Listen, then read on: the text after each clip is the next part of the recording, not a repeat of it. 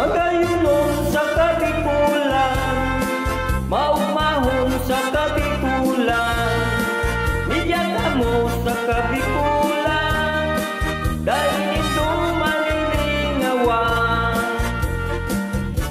Babay taga Bicol, apod Bicolana,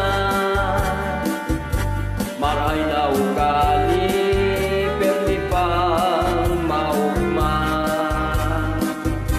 maray na makiayon, maray na amiga.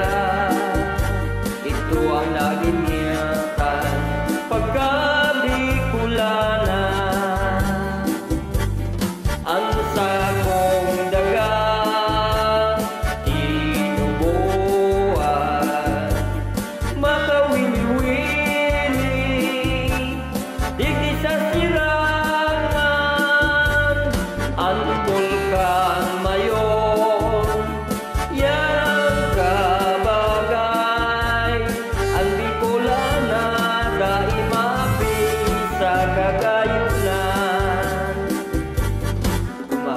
Sapo, alibyusong lugar, maski dahil palos, perdi ang ayahay.